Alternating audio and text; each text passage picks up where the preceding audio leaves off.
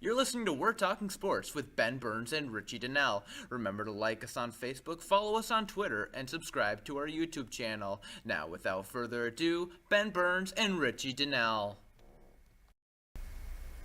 All right, so Ben, you're looking mighty dapper today. I like the attire. As are you. Yeah, nice red tie. Yeah, the red tie signifies the Ohio, Ohio State. Not University. Ohio State University. No, not Ohio. Ohio State. Okay.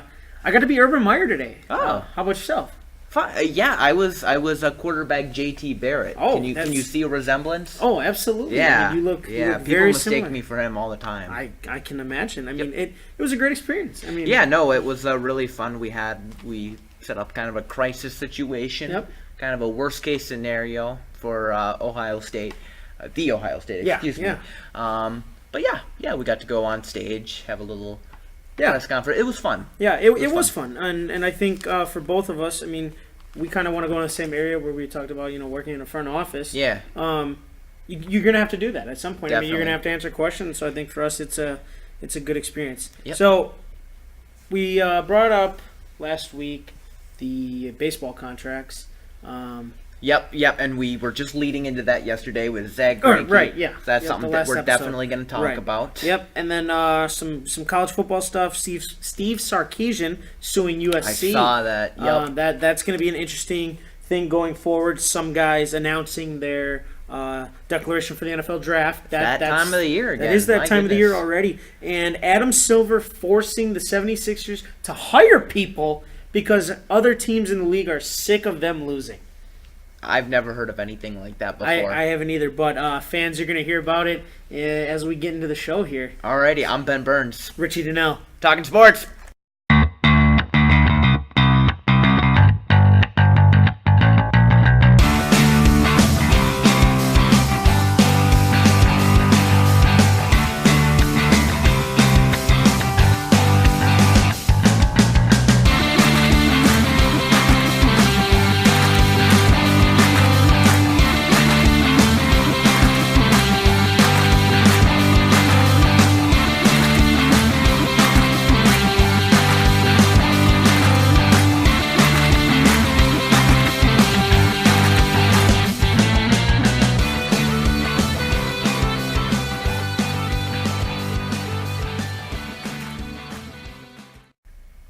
All right, so welcome to We're Talking Sports, everybody.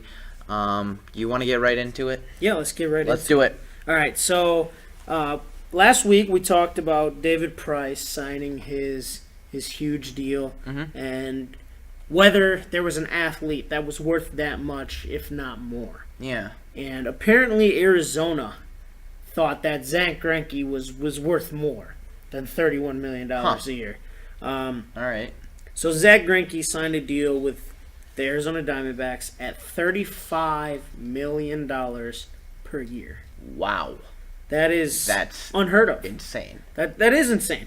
And I don't care who you are. Right. And to think about it, I mean, okay, the Yankees, obviously, the Red Sox, the Dodgers. I guess I wouldn't have been as surprised. It would have been, wow, that's a lot of money. But it's Arizona. So for me, looking at how baseball obviously is one sport that's so dependent upon markets that I would almost feel like Arizona has to have a opt-out clause of some sort if they can't afford it. What didn't Zach Greinke get in a fight with the Diamondbacks? I believe there was one time where the dugouts were cleared when he was pitching. I thought it was the Padres. Okay, maybe you're right. That he broke his thumb or something, but he went after a batter because the batter was making his way out. But yeah, I mean, $35 million for anybody is a lot of money on a yearly basis. But I mean, Clayton Kershaw's probably got to be pretty pissed off right now, as arguably what most people would say is the best pitcher in baseball who signed his deal a couple years ago is now below, obviously, David Price and Zach Greinke, in terms of pay, at least. But, I mean, the Diamondbacks are essentially going all in. They're chasing, a World Series, which has eluded them for, 14 seasons already? Yeah. Since 2001 when they beat the Yankees. Had some pretty good pitchers there too. Yeah, so. and the thing is Arizona didn't stop there. They went out and got Shelby Miller from the Braves late last night, and the Braves wanted Pollock, who was a first-time All-Star last year, fantastic season, and the Diamondbacks said no, but were willing to part with their number one prospect and this year's number one overall pick, Swanson, who's a shortstop. And as I was just on the computer waiting here for you, people are already saying that this trade, it's like the Diamondbacks are Minnesota, sorry, right. And it's a reincarnation of the Herschel Walker trade. So I mean, going forward, if this is anything like the Herschel Walker trade, Arizona's in trouble, essentially. But another guy that I think we can both relate to here, Jeff Samardzija. Yeah. 5 years, $90 million with the Giants. But what I really want to talk about is, what if he would have picked the NFL? Well, I think he made the right choice. I'm going to say that. I think he was an incredible wide receiver for Notre Dame. But, if you're going wide receiver in today's NFL or pitchers in today's MLB, I think you have to pick pitcher just because of the insane money these guys are making. Right. In NFL, there's a chance that he might have tore his ACL or gotten a few concussions, and he might have been retired by now. Yeah. Actually, there's a pretty big chance that he would have been retired already.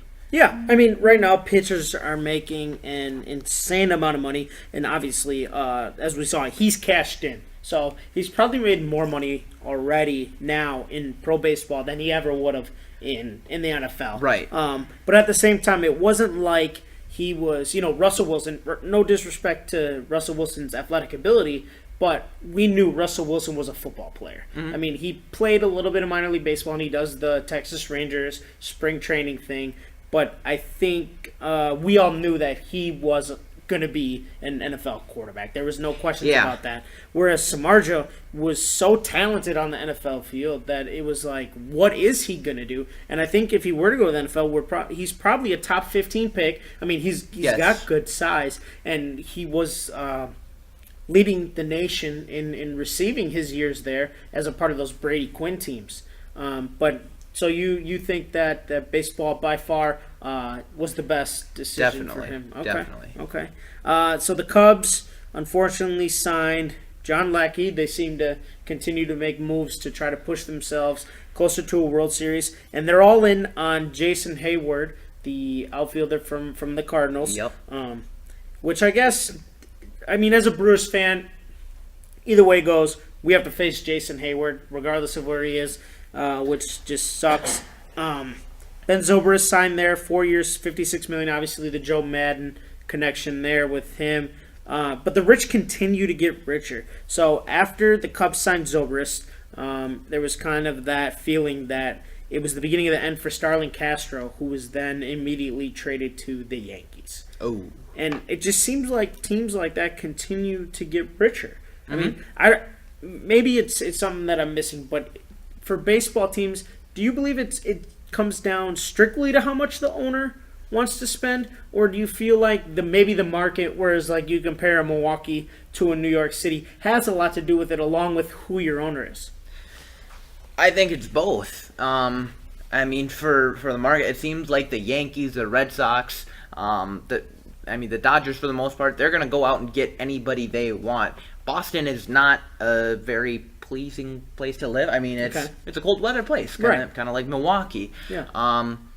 So and then it's finally, how much do these owners want to put out to win? Because there's been some people who have said that. We all know Mark Atanasio is a very rich individual. Obviously, he owns a major league team, so there's no way that he can be poor to do so.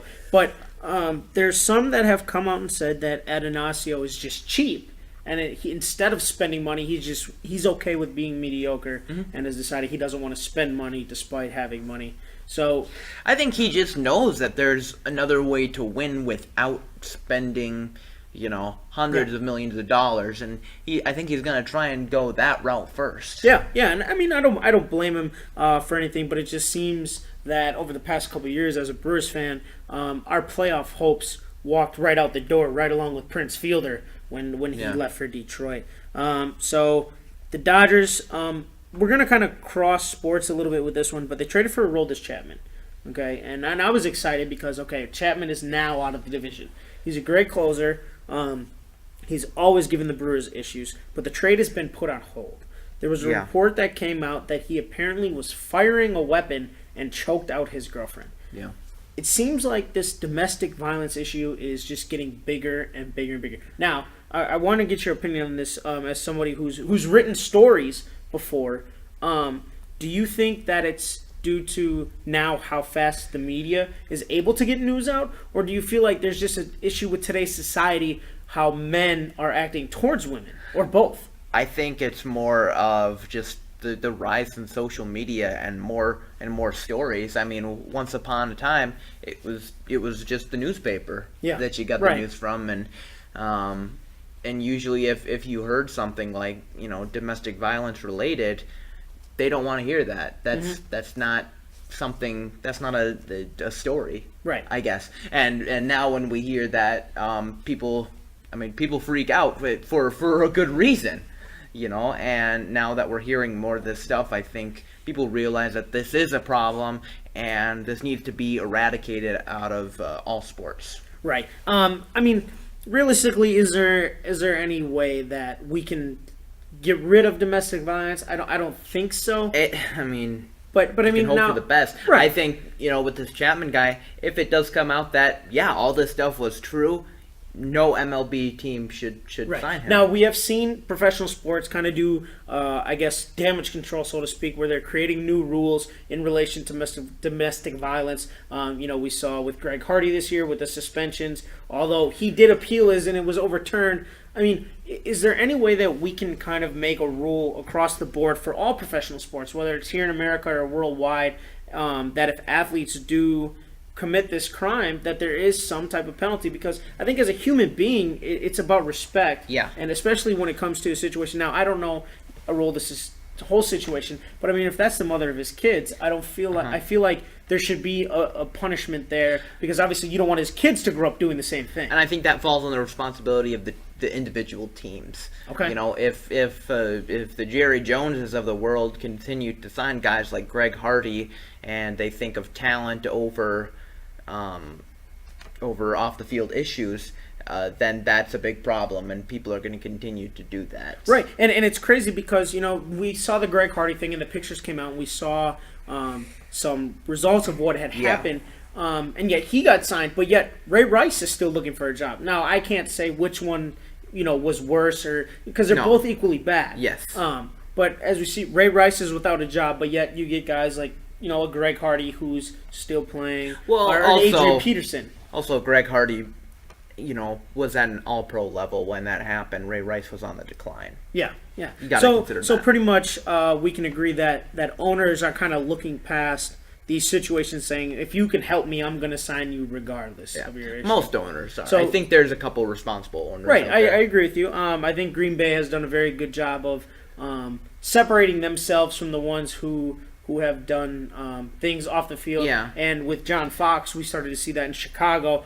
with Ray McDonald, who was arrested for that, and then they got rid of him immediately. That was and they traded Brandon Marshall because of apparently a way that he handled the situation off the field last year. So we're starting to see more teams do it, but I want to go back to what you said. So you feel like maybe not necessarily the league, but the league should give teams the right to also punish players who do things off the field, and not necessarily just have it be a league suspension, but a team also do it as well. Like we see in college. I mean, because in college, it's not necessarily that the NCAA is going to say, hey, we're going to suspend J.T. Barrett for drinking and driving. It was Ohio State who suspended J.T. Barrett. Do you think that could work in the NFL? Yeah, I think it could work. I mean, let's take the Eddie Lacy situation. Yeah. Missed his curfew.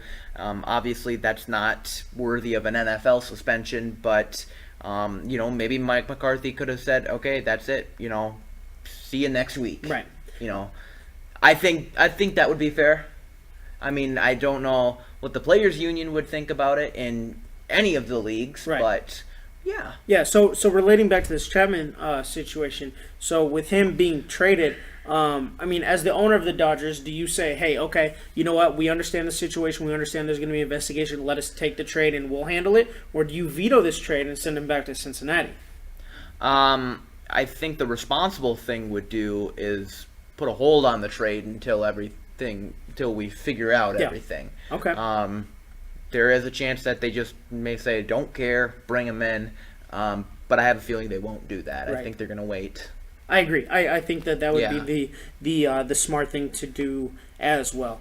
So Jose Hernandez, one of the top up-and-coming pitchers in pro baseball, he tore his, I believe he had Tommy John surgery, tore his ACL, something major like that a couple years ago. He's now on the trade market, and again, it goes back to you see teams like the Yankees, the Dodgers are going after these young guys. Does it almost seem like baseball's becoming predictable and that they might lose fans because of the no salary cap, and you see the Yankees and the Dodgers and everybody floating to certain teams every single year? Do you think that takes away from the fans in terms of baseball, and there's a way that they should kind of monitor this? Yeah.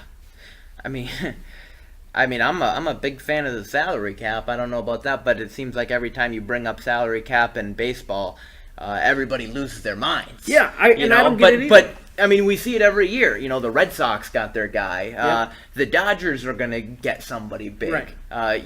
Yankees already got somebody. Mm-hmm. It's the same old song and dance. While us Brewers fans, Twins fans, everybody in the lower markets complain, why don't we get anybody? Yeah. It's because teams like the Dodgers and the Red Sox are just handing them money. Money doesn't mean anything to them. Yeah. Speaking of those two teams that you mentioned, for the Minnesota Twins, I do want to give some recognition here. One of the coaches that I work with, the defense coordinator, Adam Walker, his son, Adam Brett Walker II, has officially been put on the 40-man by the Minnesota Twins, so give him a big shout-out. Congratulations on that front. And then on the Brewers front, they traded Adam Lind today. This morning, Adam Lind is officially gone. So the Brewers are, it's inevitable. We knew this. It was coming. They're rebuilding again. Yes. They got three really young guys out of it, 2 19-year-olds and 1 18-year-old. So now, are you a Brewers fan? I am. You are? Okay. So let me ask you this. For any sport, how long is a rebuilding process for you, necessarily, and how long is too long to consider yourself rebuilding before it's almost, hey, we're rebuilding again? Because to me, like the Cleveland Browns, that's too long. I mean, they've been rebuilding since they came back. Yeah, I mean, they've been firing coaches. Right. And it pretty much, with every fire and hire, they're starting over. And with the Brewers, I think it's fair to say that we let Prince go, and I mean we still had we hovered around 500, but it's fair to say that the last last year and now this year obviously has begun the first 2 years of this rebuilding process. So for you as a Brewer fan, how long is too long before you start to lose attention or say, you know what, whatever these guys are doing isn't working, it's time to start over again? Well, I think the perfect example of people thought maybe it would be too long was the Royals. Yeah. How many years ago was it? 7 years ago? Maybe even shorter than that. 5 years ago, they were the worst team in absolutely. majors by far. Right. And I mean, they stuck to it, and I mean, they've won the pennant the past 2 years, and they won the World Series. Yeah, and I think we can say the same for the Tampa Bay Rays when they were the That's Devil another Rays. One. They were absolutely terrible. And then Joe Madden, comes from Los Angeles. He had success as an assistant coach with the Angels and just came in and flipped it around. But obviously, I mean, Craig Counsell, a guy that we kind of grew up watching in a Brewers uniform. Yeah. He's a two-time World Series winner, and now we have the youngest general manager in professional baseball. He's younger than Ryan Braun. I mean, so he's younger than the guy who's supposed to be your star, I guess. Yeah. To quote here. So I mean, what are you? Do you think that this is a road to success for the Brewers, so to speak? I mean, you can only hope. Yeah. Right now, and obviously, hiring Craig Counsell and hiring the new general manager, it wasn't a split decision where he just said, all right, let's bring him in. Craig Counsell, he's the next guy, of course. Right. No, this took a lot of thinking, and how much more can you ask for? Yeah, honestly. Yeah, that's true. Usually these hires are sometimes they can be shots in the dark. Yeah, absolutely. I agree. Let's take a quick break. All right. And then we'll come back and we'll talk a little bit college football with this Sarkisian situation. 3, 2, 1.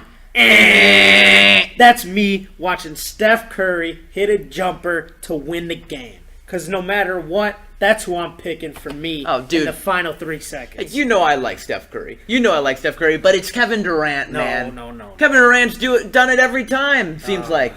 I feel like if Steph Curry was not in a Warriors uniform, they wouldn't be 24-0 right now. You bore me. Oh. And you know what? Don't get bored. Go on Facebook. Vote. Who do you think? Who would you choose? 3 seconds left, down by 2. Steph Curry. Kevin Durant. Let's vote. And we are back. All right. So, some big news. Steve Sarkisian is suing USC for wrongful termination. What is your take on that? I mean, he's suing him saying that he has a disability, obviously alcoholism. Yeah. Everybody's view on things like that is a little bit different. Uh-huh. Do you think he's got a case? I think he does. I don't know the whole situation. I don't know if he's at fault or not, but he definitely has a case here. And I think he can really go on to say, hey, USC, they really didn't help me at all through any of this. Right. Yeah. Obviously, I mean, it's kind of the job of the employer to take care of their employees. Yeah. And from my understanding was that they did offer him the right for treatment. Uh-huh. So he took the treatment and then they fired him. Now I don't know how big time contracts get set up, but this is gonna get. I think this is gonna come out downright nasty, in the courts. But it's bad for both parties. I mean, Definitely. It makes both people look bad. If you're Sarkisian, do you leave it alone or do you go after him? I mean, if you're Sarkisian, what do you do? I think it's best for Sarkisian maybe to just almost start over. Yeah. So are you saying move on and not sue him or sue him? Yeah. I would move on. I agree with you. I think that it's a mistake on his part to pursue this. Yeah. So the guy that he brought with him from Washington to USC, Justin Wilcox, has been fired by the school. They fired him as the defense coordinator. So there is a new opening. And again, like we said, it's that time of year. Guys are declaring for the draft or announcing their return. Mike Williams, wide receiver from Clemson, has already said that he's coming back. I think with him coming back, it almost seems like I said before, the rich continue to get richer. Deshaun Watson only being a sophomore and Clemson getting back one of their top targets, it's almost like you're giving the number one team in the country just more ammo to be good because Mike Williams has missed this entire season with an injury. That's all we need in the NFL, another Mike Williams at wide receiver. I mean, and the crazy thing is, I remember watching Mike Williams, the first Mike Williams at USC, and when he was a freshman, he was legit. I mean, I've seen this guy make catches that I'm just like, holy cow. He was very, very talented. And, one play vividly that I remember from Mike Williams was he was running across the back of the end zone with the corner trailing him, and I don't remember exactly who his quarterback was. I'm not sure if Leinart was gone and it was whoever came in after Leinart or not. I know Mike Williams got drafted in, 07? He got drafted in 05. 05, okay. So he was the Aaron Rodgers year. Yes. Okay. Yep, so, and that was also the Matt Leinart Heisman year. Okay. So Mike Williams, he's running across the back of the end zone with the DB trailing him, and I believe, I think it was Leinart, threw the ball, and Mike Williams didn't even attempt to go with it with two hands. He just put his arm up, palmed the ball, fence lined the back of the end zone, touchdown. He's a pretty incredible receiver. Yeah, he was, and he tried to follow the Maurice Claret with the whole fighting the CBA where young guys should be able to get in, and it really hurt him. There are some people who say, Mike Ditka. That is just a great tight end name. Yes. For somebody who's just nasty. Yeah. I got one for you. So Michigan has a tight end who possibly could have been the first tight end taken. Mm-hmm. His name is Jake Butt with 2 T's. Jake Butt. With 2 T's. I don't think that's a very good name. I think that's a perfect tight. I think that is. I mean, if you think about it, Butt and tight end go hand in hand. That's very unfortunate. But I think should really take his mother's last name.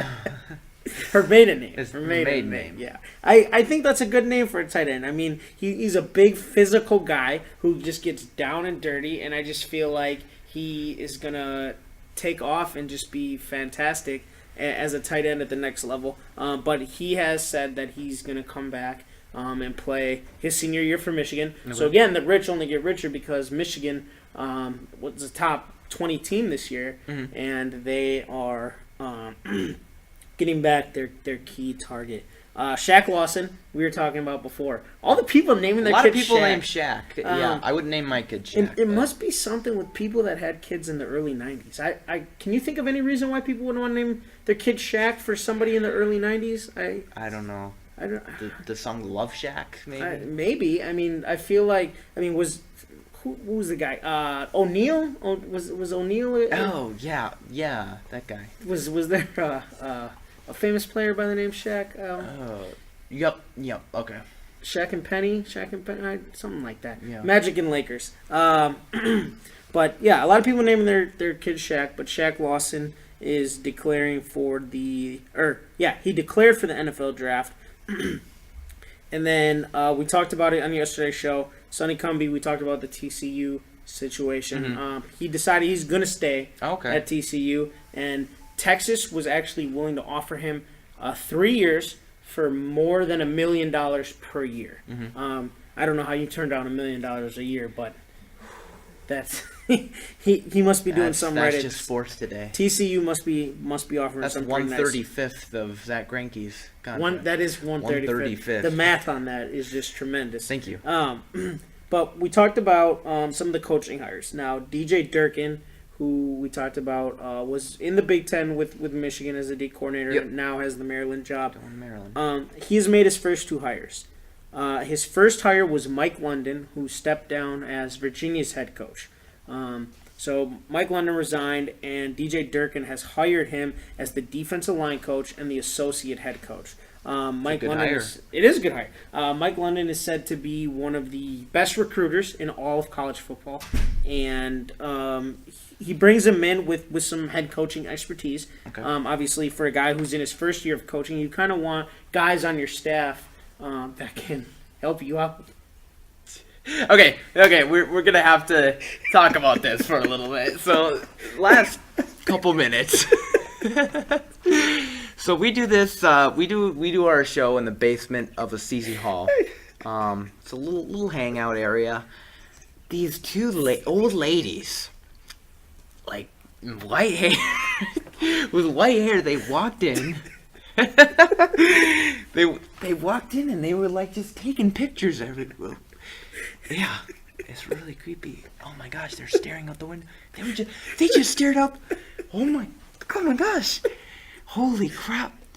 Oh my gosh, I wish we had a camera here. That was creepy. They were just taking pictures. Well, did you see her when she was all of a sudden we're recording? Yeah, are you crying? Okay, I'm trying to give a description to our listeners. I'm sorry. But yeah. But like we were sitting here talking, and all of a sudden she popped up in the door, and she's staring at us through the window, and I almost started laughing. And like you were just looking at me like do you have a booger right now? No, and then I turned around, and they were like right behind me. I'm like, holy crap! They just walked in. They're taking pictures of foosball tables and the pool and they stole something out of that room over there. They stole like some kind of Febreze. Oh my goodness! Like that was the most... it's creepy. And then when I was giving you the description about them, they were looking at the window. They were staring at me. That was the most awkward thing that I think I've ever really been a part of. And like it wasn't like they just like happen to walk in and be like, oh, oops, sorry. Like they came in, she looked directly at me and waved like they knew we were in here and didn't care and just decided, oh, we're just gonna come here and take pictures anyway. Like, if it was that important, ma'am, I could have gave you a nice pose. I mean, you could have. The audio definitely caught them closing the door too. Right. It was just, like, who does that? If you see, that's like the other day. I mean, when I was late to class, like I at least gave you guys the common courtesy to do your entire presentation. I stood in the hall for 20 minutes just to let you guys do what you had to do and finish up. I mean, these ladies could have easily just said, oh, we'll come back. These guys are obviously doing something. They have headsets on, plugged into a computer, and they're talking. Like, they could have at least given us the common courtesy to finish. And they walked right in front of us. It's like, holy. Like, I was just waiting for her to trip on your computer cord. Oh, my God. All right, so... They're not college students. Now that that's over, let's get back to the topic at hand here. I'm sorry, guys. I just started laughing, and it was it started when we were talking about the name Shaq. Yes, that joke went on a little too long because we were both like, oh my gosh, what's going on? Yeah, I'm going to have to listen to that again. I want to apologize. That was... that's my fault. I kind of got lost. No, it's fine. It's trying to collect my thoughts and watch these ladies as they're like just walking through here. All right. So we're getting back to Durkin. They hired Mike London, which we both, great hire. Obviously, as a first-time head coach, you want to get as much coaching experience under you as you can. For sure, yeah. To help you go forward and build a program. Mike London is a great hire. And we've seen some of the best assistant coaches fail as head coaches. So it's not like he's failed as a coach, but could possibly help Maryland move into the future. His second hire was Scott Schaefer, who was the guy to place Doug Marrone at Syracuse. If we all remember, Doug Marrone left Syracuse for Buffalo. He was the head coach before Rex Ryan. Schaefer got the Syracuse job. Syracuse is a very hard place to win, I just want to say. Yeah. And Schaefer has been let go and jumped on that Maryland staff. So as a first-time head coach, your first two hires are former head coaches. I have to give my applause to DJ Durkin for that. Jeff Durkin. So instead of taking a break, I think we should just get right into the next topic. We talked about Adam Silver. So this whole situation... NBA commissioner. This whole situation with the 76ers has just gotten weird, ugly. I don't really know how to describe it. But on Monday, Adam Silver pretty much forced the Sixers to hire Jerry Colangelo, who was in charge of USA basketball, and he was a big part of the Raptors organization. But he essentially forced Philadelphia to sign them because the other NBA owners have been coming to Silver complaining about the revenue sharing with the CBA, because essentially the money that Philadelphia gets from all the other teams due to this revenue sharing is paying for everything. So pretty much the Sixers aren't paying for their roster because they don't have anybody that's really on a huge contract. So the other owners are paying for their entire roster, and Philadelphia is just sitting on all this money that's coming in and not doing anything with it. Yeah. I think this falls on Philadelphia's owner. I think Adam Silver should sit down with them, have a real talk. Maybe, some of the other owners, and say, I mean, let's get real here. Yeah. And it seems like the past, we were just talking about how long is too long for rebuilding. Right. And it seems like every year they sit down, 76ers sit down, so they're like, oh, we got this big plan, this big master plan. So, we're gonna be like the Thunder someday. Yep. Okay, great. When's it gonna happen? I thought it was gonna happen when they traded for Bynum. That didn't work out. Right. And the past 3 years they've drafted a big man. Yep. I feel like that's their game plan. I feel like Sam Hinkie and the owner just sit down and say, all right, who's the best big in this year's draft? Because I want that guy. I feel like they're just going to build... It's not doing anything, They're just going to... I feel like they're just going to build the starting five of guys that are 7 feet tall and hope that it gets the job done. But, realistically, it wasn't that long ago that Philadelphia was in the playoffs when they had Iguodala, And they happened to be the team when Derrick Rose first got hurt. That's true. Which was, within the last 5 years? That's true. And then they pretty much tore the team apart with that Iguodala trade. Right, yep. Receiving Bynum and Jason Richardson, who did nothing. Right. And then, obviously, moving on from Michael Carter-Williams, who's now with the Bucks. And then they traded Thaddeus Young. Yep, to Minnesota, who's now with Brooklyn.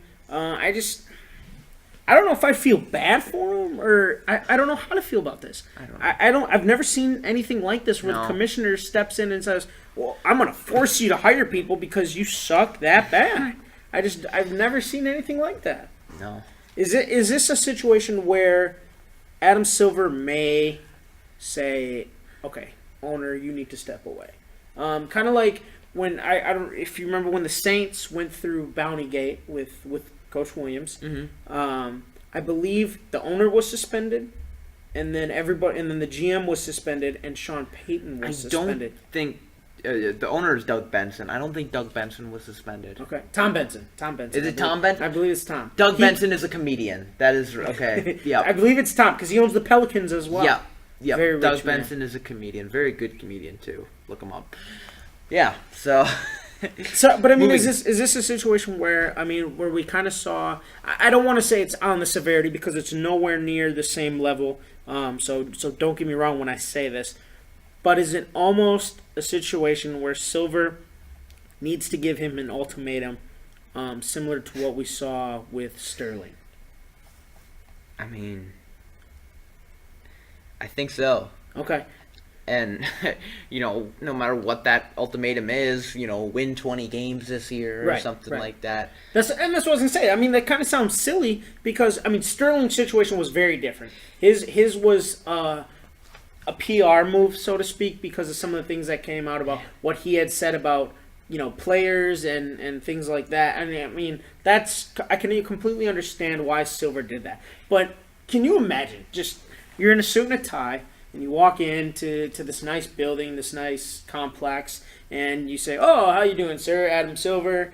Good to see you again. I want to talk to you because your team just sucks that bad that we're talking about pulling you as an NBA owner."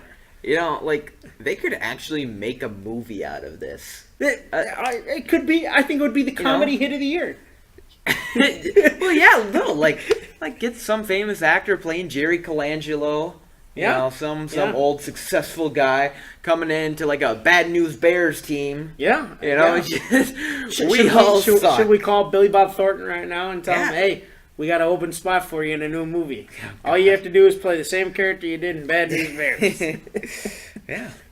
So before we were talking about money and we were talking about the value of an athlete, LeBron James, as most people already know, signed this lifetime deal with Nike. So here, let me ask you about this. You know about lifetime deals. Brett Favre was on a lifetime deal with the Packers.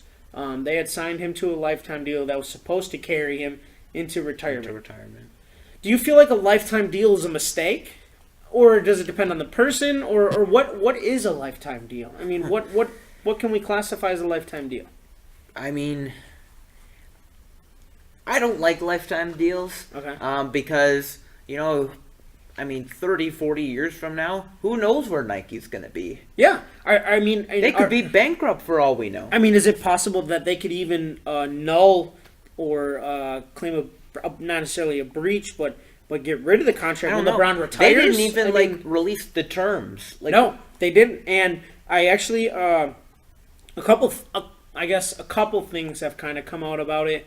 You're right. There are no terms. No. But it has been released that it is the largest single athlete deal in the history of sports. Incredible. And that's to think that Kevin Durant is getting $300 million. And that is one of the things that has come out, that apparently Kevin Durant's deal couldn't even shine the shoes of what LeBron is getting. Right. I think it was good on Nike's part. Yeah.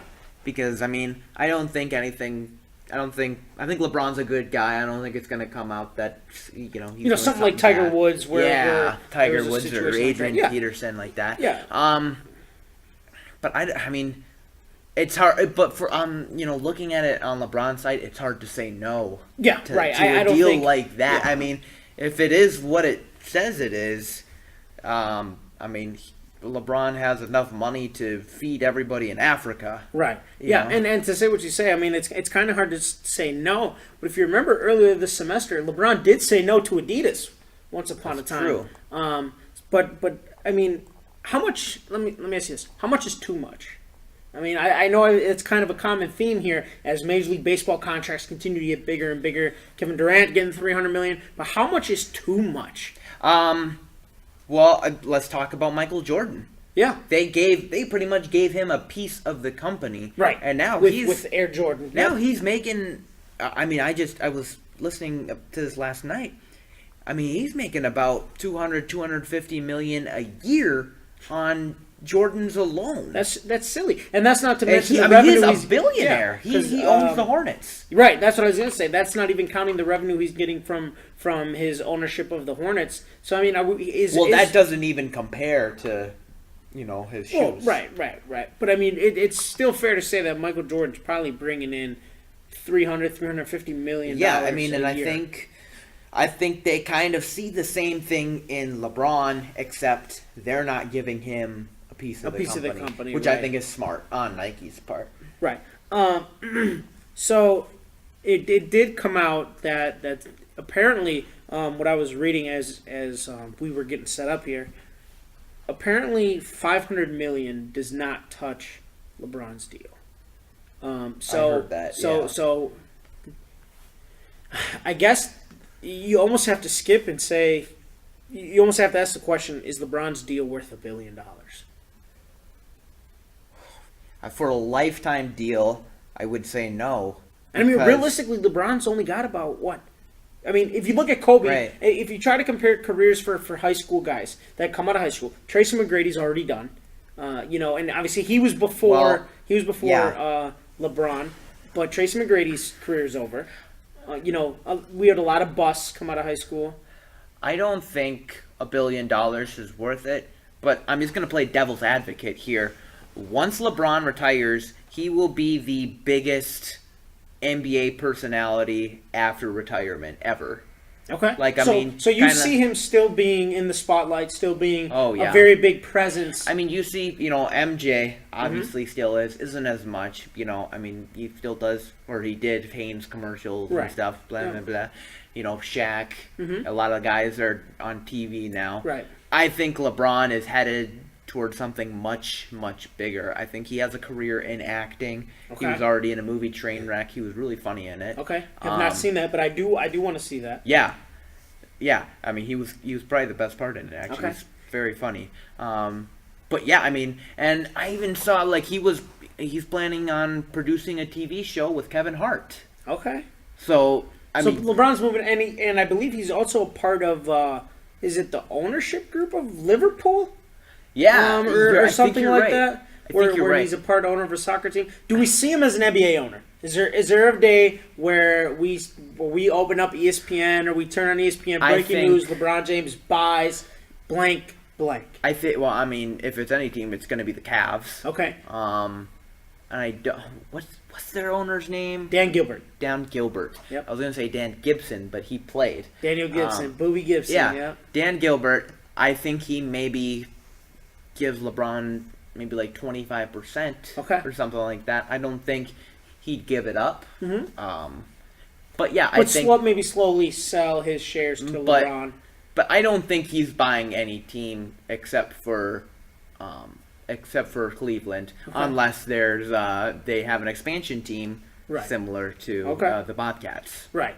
And as we know, I mean, that is how Jordan obviously got involved, was because of the Bobcats, but Jordan also being from North Carolina was one of the reasons he bought that team, much like kind of how we could have expected in his playing day. We would assume that Jordan would have bought the Bulls because of his playing career, but started with the Wizards when he was going to buy them. But I mean, I guess as any player, we can kind of just assume, LeBron would obviously like to stay at home. There was a reason he left. He that's left Miami. Good thing to assume. But could we see a situation where LeBron retires and you brought up acting? and maybe that just being an off-season hobby, and LeBron maybe taking the role of a Derek Fisher or a Jason Kidd and go from playing to coach within a year span. I think he's bigger than coaching right now. Okay, so he's big. So he's bigger than the game right now. You know, Yes. in terms of after post NBA career, obviously. Yeah, I mean, think of it this way: he has the personality of Charles Barkley and the skills of Michael Jordan. Okay, so let me ask you this: one of your favorite guys. I want to make a comparison here, and obviously, I know the other sport. We've had our conversations. Yeah. Is LeBron James Dwayne Johnson? Is he The Rock? Can he? You know, I mean, The Rock was a personality in professional wrestling. I mean, that's how he got his start. Yeah. He got, you know, he was going to do the NFL, blew out his knee, got involved in wrestling, made it big as a wrestling star, and then kind of went to Hollywood. And now The Rock is everywhere. I think LeBron James that? I think The Rock is a natural actor. Okay. LeBron not so much. Right. Like could I see LeBron in a Fast and Furious movie? Not right now. Right. No. I mean, maybe in the future he gets his own franchise. We're talking about Space Jam. Yeah, I think apparently he's supposed to be in the second one. I think that's going to happen. I would love to see new Space Jam. Now I could be wrong. I follow some of the movie stuff on Facebook a little bit, but I thought I had saw that was confirmed that is going to happen. He signed a deal with Warner Brothers. Right. Warner Brothers obviously runs Space Jam Yep. and Looney Tunes. Mm-hmm. It pretty much all but confirmed it, in Okay. my opinion. Yeah. And I mean, LeBron has pretty much said since he was a little kid he wants to be in the next Space Jam. Right. And so, since we have a couple minutes yet, obviously we both have watched Space Jam probably hundreds of times. Are you excited for a Space Jam reboot? I am pumped. Okay, because there are some movies that, you know, like I know Bad Boys. It came out in the '90s. They waited about 10 years between the sequel, And now they're going to make a third now one. they're going to make a third and a fourth one, another 10 years later. Which is kind of like at this point, I'm not looking for it. Right. And, That's what I mean. You kind of get that. I'm not and looking. if Michael Bay's going to direct it too, it's just. And that's what I'm saying. That's why I wanted to get your take on it. So Space Jam 2 is something that let's go. Get it recorded, get it on the screen. I want to go see it. See, the first Space Jam, it wasn't perfect. Right.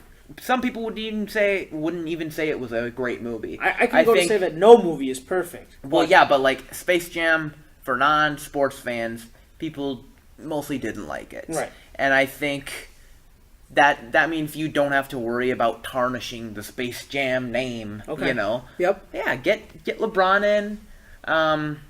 You know, and I think that you know, having the animation in it, that's fun. So I'd love to see it. As a movie mark, you know, you're big into movies. I love movies. Would you lose your mind if at any point during this Space Jam 2 you're watching the movie and similar, I guess, to kind of take a plot, you know, a storyline from the first one, if they're losing and all of a sudden walking down the tunnel, Oh God. you see two shadows, MJ and Bill Murray. Do you lose your mind? Yes. Yes, you lose your mind. No questions asked. Yes. You know, and it's funny. But I don't think. I think if they have a situation like that, they're not going to have Bill Murray. No, they'll have, I know. They'll have somebody like Kevin Hart. Right. I guarantee you Kevin Hart will be in Space Jam 2. Guarantee it. I agree with you, but as that would be cool. Two individuals who saw the that original. would be cool if MJ was in it. I would love Bill Murray and MJ walking down the tunnel. God. That would be awesome. But I agree with you. I think Kevin Hart plays the role of Bill Murray this situation. And then who plays the Monstars? Anthony Davis. Anthony Davis, right. Dwayne Wade. Maybe we even go because D Wade's his buddy, you know. Right, but like I mean, Chuck. but if you think about the guys that were in Space Jam, they were all young guys at that time with Patrick Ewing, you had Muggsy Bogues. Those guys were all relatively young then, I believe. Anthony Davis is young. But right, what I'm saying from D Wade perspective, I know D Wade's his buddy, but I think you can see something more of like a Steph Curry, maybe Steph Curry, Davis, maybe Harden, James Harden possibly, maybe as another big guy. You get a Giannis in there. Maybe Porzingis. Yeah. Or, if LeBron decided, hey, I'm just going to plug all my buddies, maybe you get Chris Bosh, D Wade, Carmelo. I mean, And just to keep the Mavericks thing going, Sean Bradley was in that movie. Maybe they throw Dirk in there for you. Oh God, yeah, I wouldn't want. Hey, Dirk did make that cameo in Like Mike. I love Dirk, but I hope he doesn't do that. Dirk's not in that any no acting future for Dirk. Huh? Maybe in Germany. Maybe some German soap operas. Speaking of Germany, all right. Since we're pretty much done with the sports thing here, I just want to. We've got to play 20 questions. Oh yeah, we do have to play 20 questions. I apologize, but I just want to make this statement. So today I get a text message from you about some people from Germany. I forgot about that. So as you guys know, obviously we upload our videos onto YouTube and then we share everything to you on Facebook and Twitter. So apparently today on your YouTube channel, you went in and obviously just kind of took a browse at your stuff. Yeah. And so last year in our facilities class, we did an ADA project. And you put together a heck of a video with great sound, great film and everything. And you found something kind of weird about that video today. Explain to our users what happened. So we played a couple music and stuff, and there's a lot of copyright issues. And I was looking at, and right at the title, it said banned in some countries. I'm like, oh, okay. So I clicked on that and looked through the info, and it was with the copyright issues. And one of the we played "Time Is on My Side" by Rolling Stones, and I saw that because of copyright issues and because that was in our video, it was banned in Germany. so if anybody wants to learn about the ADA Act for Cardinal Stritch. And Richie rolling in a wheelchair, they can't watch it in Germany. And I actually looked, our first 2 episodes, banned in Germany. So I'm sorry to our listeners in Germany. Yeah. They can listen to it now. Right. But yeah, I mean, and we kind of discussed that about the copyright things. I mean, with our original introduction. Yeah. And then the I think our new song is pretty sick. Yeah, it's nice. It is nice. But like you said, the copyright was an issue with some of the old episodes. So, I don't want to deal with the big record companies. Yeah. Man. So we have to play 20 questions here today. Did you have your athlete? I'm gonna search my athlete. Should we take a break? We can take a quick break and we'll come right back and finish this last segment. Okie dokie. You're listening to We're Talking Sports, sponsored by. Wait, do we have a sponsor? We don't have a sponsor. I don't think so. We don't have a sponsor yet. When are we going to get one? Somebody please sponsor us. Let's go. I'm still thinking about those crazy old ladies. That was here. Let's put it this way. That's almost as awkward as somebody sitting in and listening to you while they're not on the show. Maybe when we're famous. Maybe. We'll do a Mike and Mike live kind of thing. Yeah, that would be all right. So, we're going to play 20 questions. Yep. If you could, with your pencil and paper, also track the questions that you ask. And don't cheat. I am. I have an athlete here for Ben. He will know. Just to let you guys know, we've kind of discussed it's a guy. this. Doug Christie was a little bit difficult for me, as we all know. Yeah. That we're going to kind of try to stick with a little bit more well-known athleets going forward. He's not well-known? No, I mean, no. Doug Christie, obviously. I know who Doug Christie is. It's got to be tough, though. But yeah, right. That's the idea. We're gonna keep it. Okay. We're gonna keep it tough, but athletes that are still guessable. All right. First question. Yep. Does this athlete play football? Yes. All right.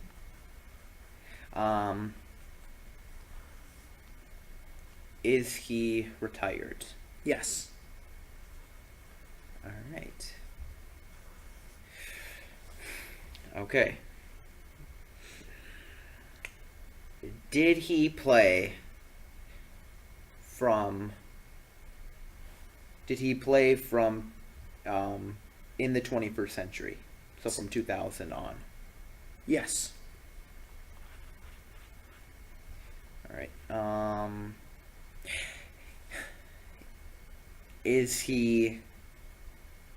Did he play offense? Yes. All right. Was he a Pro Bowler? Yes. All right. You have all yeses so far. I'm pretty good at this. Was he a quarterback? No. No.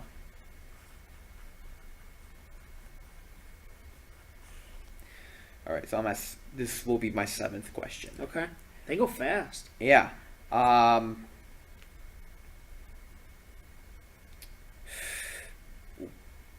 Was he a receiver? Wide receiver? Yes.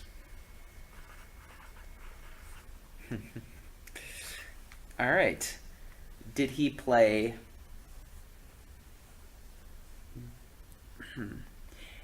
For his career, like, is he known for being for just one team specifically? Yes. Yes. Okay. All right. Did he ever win a Super Bowl? Yes. I just wrote yes for one of my answers. What was the question? Oh yeah, one team. Super One Bowl. team. Yeah. All right. What question are you on? I'm on. This is going to be question 10. Okay. This one team he's known for, is it in the NFC?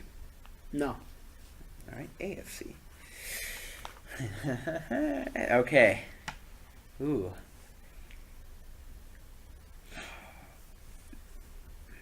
Is this wide receiver in the Hall of Fame? No. No. Is he considered to be a future Hall of Famer? Probably. I would say he's one of those guys who may not be a first ballot. Okay. If he does get in it, I don't think it'll be first ballot. But I would say he's better than. So he's definitely in the class of very good. Okay. So my next question. So did he retire in the last 4 years? Yes. Okay. So he retired recently. Ooh. What do you got? 5 left? 6? I'm at question 14. Okay, 6 questions. I know what I'm doing here. Okay. Oh. I'm just gonna throw out a guess. Okay. Is it Heinz Ward? It is Heinz Ward. Woo! Let's go! It is Heinz Ward. Oh, and that just like came into my head. Yeah. That was a good guess. Oh my goodness. 13 questions. I was hoping that the not in the Hall of Fame threw you off, but then you asked about the retirement. I was like, dang. I like pay attention to like, because I was thinking Marvin Harrison. Okay. And because I knew like he's in talks of Hall of Fame, and because he's been on the he's been a nominee. He won't get in because of what the off the field thing. Well, that's debatable. I think he'll get in eventually, but like he's been nominated for 3 or 4 years now, so he's been retired for almost 8 years, even though it doesn't seem like it. Yeah. Another guy could have been Reggie Wayne, I guess, but yeah, or Andre Johnson, but he wasn't. Andre Johnson's not retired. Right. Well, and technically, I saw the other day, because Reggie Wayne played with the Patriots during training camp, they consider him a non-retired player. There you go. Yeah. I don't know.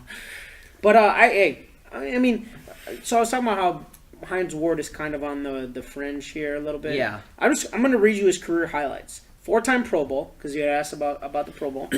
He's a 3-time second-team All-Pro, 2-time Super Bowl champ, Super Bowl MVP. He's a 3-time Pittsburgh Steelers team MVP, 3-time AFC champ, 10,000 receiving yards club. Wow. 2012 Pittsburgh Pro Football Hall of Fame. Pittsburgh Steelers all-time leader in receiving touchdowns, receptions, and receiving yards. Yep. He's on the Pittsburgh Steelers all-time team. Pittsburgh Steelers number 86 no longer issued, which means I'm guessing they're probably going to retire it. Yeah. It's some kind point. like with the Packers, nobody wears number 5 because of Paul Horning. Even though it's not retired. Okay. And then he is ranked 10th all-time in receptions at 1,000 exactly. Do you think he was a better player than Lynn Swann and or Stallworth? I think that's hard to say just because the difference in era. Yeah, and that's the thing, because they said 10,000 receivers, 10,000 yard receiving club, maybe that's not as big of a stat as it was before. Right, and I was actually just talking about this with Chuck about what are the new measurements or requirements to get into the Hall of Fame, where it used to be 10,000 rushing yards was the magic number, 10,000 receiving yards was the magic number, 40,000 passing yards was the magic number type of thing, and I think you're going to start to see that change, where you're going to see guys who get 10, 11,000 rushing yards. Like a Steven Jackson. I don't know if Steven Jackson gets in the Hall of Fame. He's got 11,000. Oh, I don't think he does. No. And he's got 11,000 career rushing yards. No, I don't think he gets it. Or you have guys like a Chad Ochocinco who's sitting between 11 and 12,000 receiving yards. I'd say no. Where things are starting to change, or you have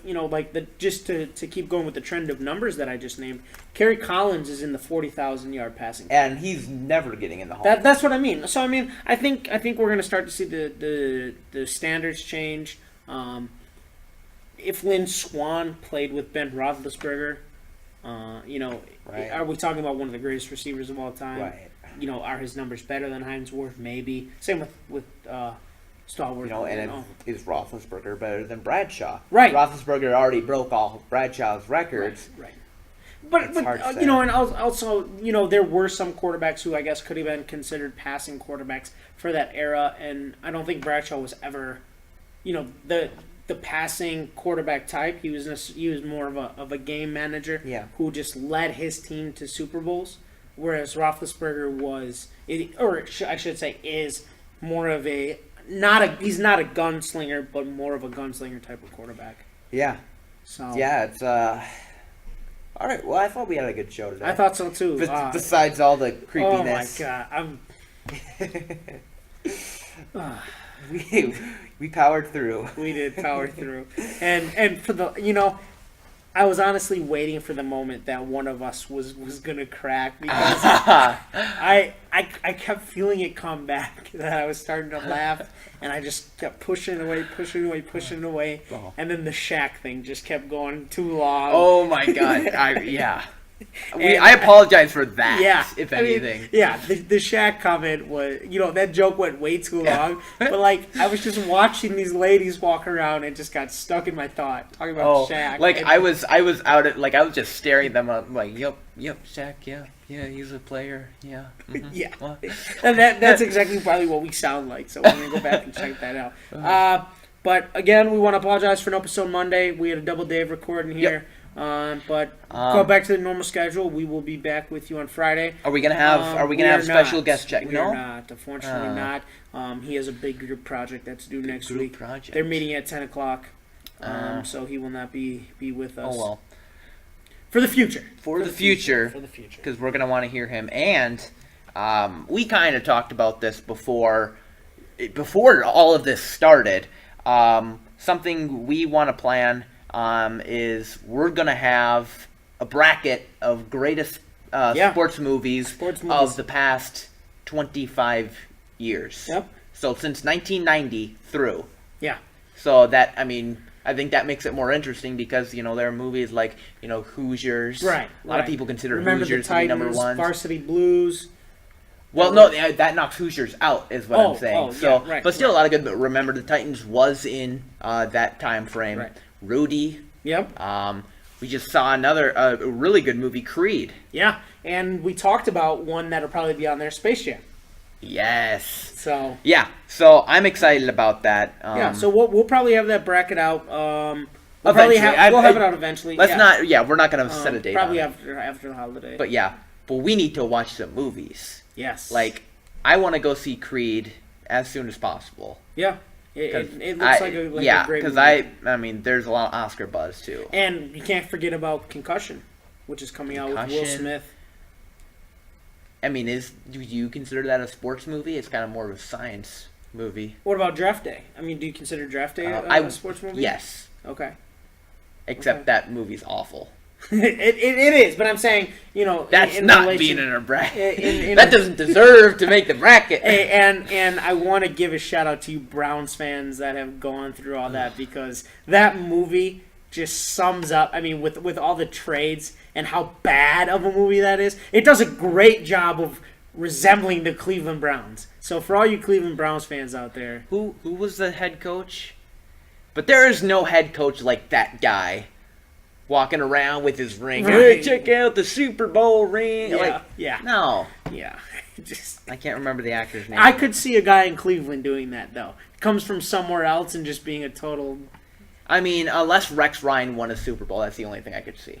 Okay. Or Rob Ryan. Yeah, Rob definitely. I could see that. So. All right, so, we got to get going. Yeah. I got to head to work. Bradley Center. Hey, yeah. You need tickets, you let me know. Yeah, go Bucks. Yeah. Kind of. I know it hurts you to say that, so go Bucks. Get that dub tonight. All right. We'll see you Friday. I'm Richie Donnell. I'm Ben Burns. And we'll see you Friday. Thank you, Richie.